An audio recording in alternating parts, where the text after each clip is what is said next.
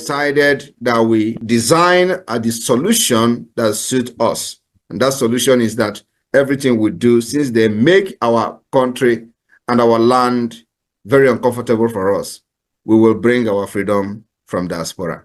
And that's what we're doing today. So the enabling environment that was not created for us in Biafra land, the different countries where we reside have created an environment, and we are struggling to bring this kind of system back to our people for them to live like human beings. So we will always outsmart the terrorist state of Nigeria. Only one, under his leadership, His Excellency Simon Ekpa. Anybody that is confusing anyone or telling you there is another, no, there is nothing. There's just one, recognized by His Excellency Simon Ekpa. And we can pray. Once he has that communication, Biafrans, we understand that Obato Obie does not take no crap from nobody. No matter who you are, you must respect that authority. That authority is the only thing that can protect all of us. But we thank God, somebody said this is a transition period. If these things does not happen, Biafrans will not know who is following our prime minister, who wants him to fail, who wants him to be out. So this moment is ordained to happen so that Biafrans will know who is who. Welcome, fellow Biafrans, lovers of freedom across the world. I welcome you to this amazing program. Thank you so much for joining us once again on this platform. I appreciate you wherever you are connecting from.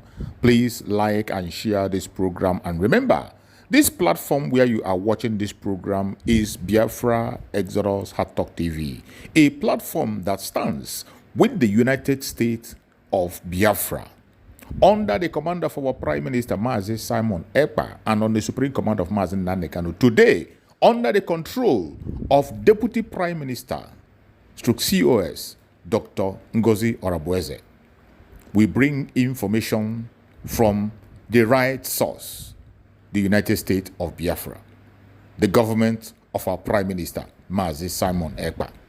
Wherever you are watching this program from, I urge you in the name of Chukwu Okike Abiama to like and share. Information is power. Remember, our Prime Minister encouraged us to engage in radical evangelism. Our Supreme Mazi Nnamdi Kanu told us to carry everybody along. In doing that, you must help us to share this video. Like and share to family and friends and to every platform where you belong. This information is important. This position by Ohaneze Ndibu Youth Wing that the continued trial of Nnamdi Kanu is a collective trial of Ndibu. What do you make of that statement? I think, thank you very much for that. You know, the issue of the trial of Mazi Nnamdi Kanu by Justice Bita Nyako, in fact, let me say by the federal government of Nigeria, to every rational man, to every sane man, we believe that it is a trial against the Igbos. You said it is a collective trial against the Igbo race. And if you look at what Nnamdi stands for, you see that that is what virtually every Igbo man stands for. Because the question we need to ask is, who is this man? What is he doing? And what brought him into where he is today? You see that the Ohaneze youths have simply painted a picture of who exactly the Igbos are. We are first peace-loving people. We are not violent in nature, though we are violent if we want to be violent. But we are peace-loving. Igbos, why I say we, is because by my introduction, you know, I am Igbo. Nze o Nze. So, and there is no English word in my name.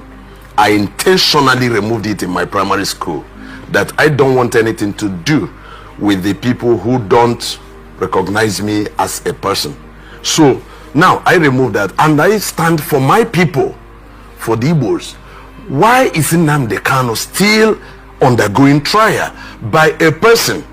One, Nnamdi Kanu said that he does not have the confidence of Binta Nyako delivering right judgment, and has orally pleaded that Binta Nyako should recuse herself, which Binta Nyako accepted and recused herself. Now, when the file went back to the chief judge, so say, brother, what do you people want to achieve? And the young man you are incarcerating since 2021 till now, this is 4 years. You are holding this young man. Severally, some judges have acquitted this guy, released this guy, and federal government kept holding him. Why? See, the question we need to answer very clearly is, why is this man being held back? You see, it is the same persecution of the Igbo race in Nigeria, where all of us claim to be one. The same persecution is what is still happening in the life of Nnamdi Kanu.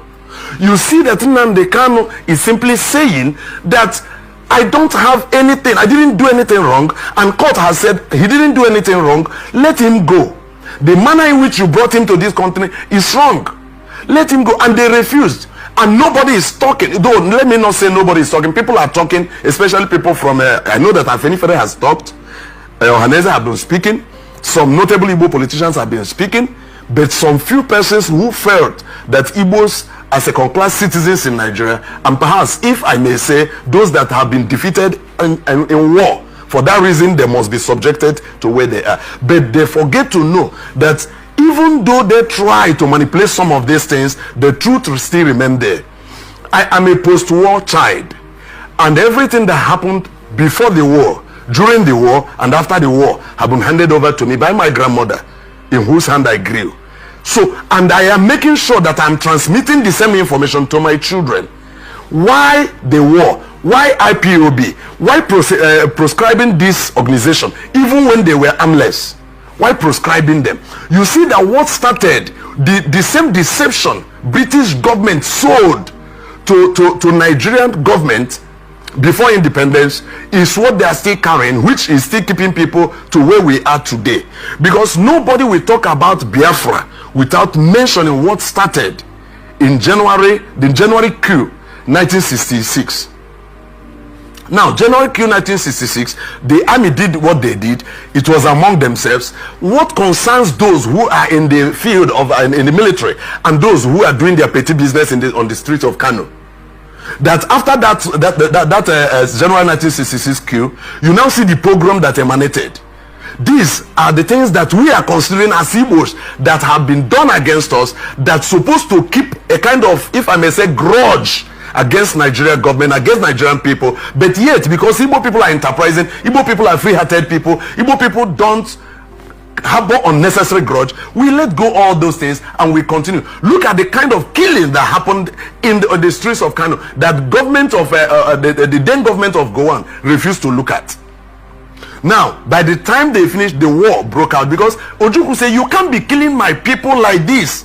The same killing that happened in 1967, July 1967, that after that, Ojukwu said, no. Instead, let me go with my people. Because you can't be, we are humans, for God's sake. We are not animals. I'm coming. We are humans. We are not animals. Now, you keep on killing seamlessly. Nobody harasses you. Nobody interjects you. They keep on, Ojukwu now declared Biafra. They say you can't go. They say you can't go. Then they started fighting us with the aid of this same British government and other world leaders. They fought until the war came to an end. They say no victor, no vanquish. We agree. No victor, no vanquish. Where are the Igbos still today? Was it not the same marginalization that has been happening that made Wazirike came up in 1999 with movement for the actualization of sovereign state of Biafra Masol? And he did what he did. He was arrested. His men were arrested. And you discover that most of the war veterans... These are not even the people that we are fighting. These are internal, just fellow Biafrans that are just being used by these people to disrupt what we are doing. So they are fully familiar with what they are doing. These are some of the strategies they've used in the past, and people get scared of them. But now they've discovered that those games is not flying anymore. They have to find out another game to play. So I know somebody asked a question here on the chat section. Sorry. I know there was a question. So what are we planning about those governors and politicians against us? Again,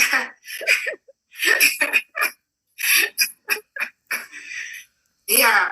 Again, what we do is not what we tell people. Those that think that I will come on the social media every day to be telling them what we do, I think they've entered the wrong bus. Yeah. Let them one chance. Have I go before when one chance, like our able secretary said. So the question, what are we planning about those governors and politicians against us? Again, what we are doing, we are going to continue to protect our land. We are going to continue to self-defend ourselves. It is our right to defend ourselves from the invaders that are coming to kill us. We have the right to protect our land. And at the end of the day, we are not expecting anyone to come in and do this fight for us. No, we're not expecting any, whether it's international criminal court. We are going to continue to lay the necessary papers at the right places. And they are hearing our voices. That's my happiness. And they are telling us to be strong. That is the message I'm hearing from most of the places that our enemies are trying to go and report us and do stuff.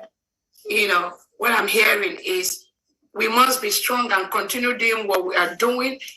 That it is our right to do what we are doing. So, Biafran, do not be afraid of any individual. And at the end of the day, what we needed mostly is the finance to help in the humanitarian services that we are doing.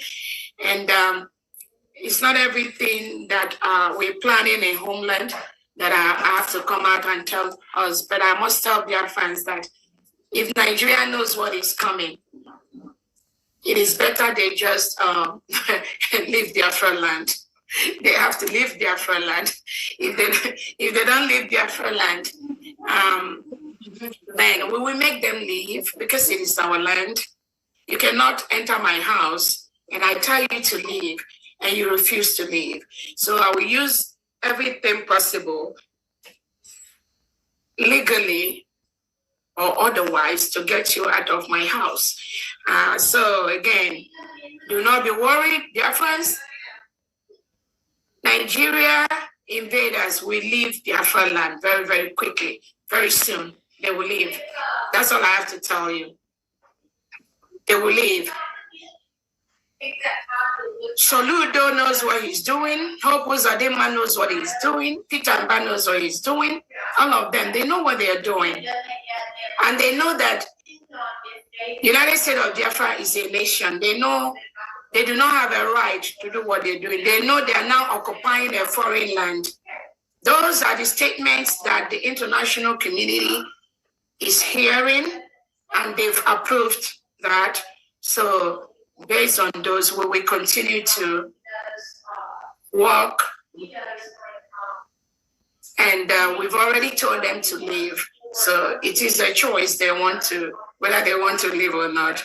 It is their own choice. That's all I have to say. In answer to the question that somebody wrote. And again, like I said, nobody will do this for us except us. That is why we will continue to do fundraising.